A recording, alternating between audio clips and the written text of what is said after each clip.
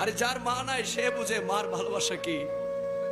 কোটি টাকা খরচ করলো মার কদমটা পাবে না চুমা দেওয়ার জন্য, বাবার কদমটা পাবে না চুমা দেওয়ার জন্য, মায়ের মায়ামুখী চেহারাটা পাবে না দেখার জন্য। মা থাকতে অনেকে মায়ের মর্ম বুঝে না, বাবা থাকতে অনেকে বাবাকে সম্মান করে না। যার বাবা নাই সে বুঝে কেন যে বাবারে সম্মান করলাম না, কেন যে বাবারে দুইটা পয়সা রুজি করে খাওয়াইলাম না, কেন যে মার জন্য কিছু করতে পারলাম না। আজ 10টা শাড়ি কেনার তৌফিক হয়েছে, 20টা শাড়ি কেনার তৌফিক হয়েছে, মাকে তো একটা শাড়ি পরাইতে পারলাম না, মাকে তো একটা কাপড় পরাইতে পারলাম না।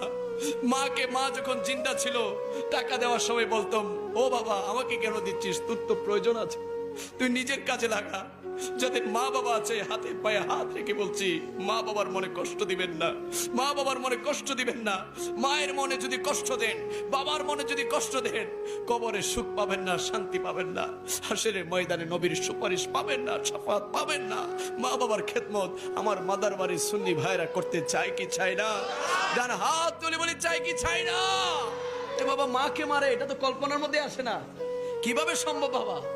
বয়ান করতে এসেছি, ওয়াজ করতে এসেছি, খোদার কসম মার কপালটাতে চুমু দিয়ে এসেছি, মায়ের কদমে চুমু দিয়ে এসেছি। যে মা খেয়ে না খেয়ে শীত বর্ষা গরম সবকিছুকে ত্যাগ করে আমার আপনাকে দুনিয়ার আলো দেখিয়েছে। যে মায়ের পেটের মধ্যে আমি আপনি একটা নয়, দুইটা নয়, 10টা নয়, শত শত হাজার হাজার লাথি দিয়েছি। ওই মা লাথি সহ্য করেছে। ওই একটা লাথি যদি আমরা আমাদের বাবার পেটের মধ্যে দিতাম, আমাদের বাবার সাথে সাথে মৃত্যুবরণ করত। কিন্তু ওই জনম দুঃখিনী মা শত লাথি সহ্য করে বলেছে, আমার জাদুমণি, আমার সোনামণি যখন দুনিয়ার জমিনে আসে, ওই সোনামণির চেহারা দেখার সাথে সাথে আমি মা আমার সকল দুঃখ কষ্ট যন্ত্রণা মুহূর্তে ভুলে যাই। জুড়ে বলেছি, ওই মাকে যদি কোনো সন্তান কষ্ট দেয়, আল্লাহ বলে মাকে তো তুই কষ্ট দিচ্ছিস না, আমি আল্লাহ তাআলাকে কষ্ট দিচ্ছিস। কোন সন্তান যদি মাকে কষ্ট দেয়, আঘাত করে, খোদার আরশটা কেঁপে যায়, খোদার আরশটা কেঁপে যায়। ও আমার যুবক ভাইরা, সময় থাকতে মা বাবার খেদমত করার দরকার আছে না নাই? আর এটা আওয়াজে বলি আছে না নাই? মা বাবার গায়ে হাত তোলা যাবে? এটা কেউ কল্পনা করবেন না বাবা। মা বাবা আল্লাহ তাআলার পক্ষ থেকে বড় নিয়ামত।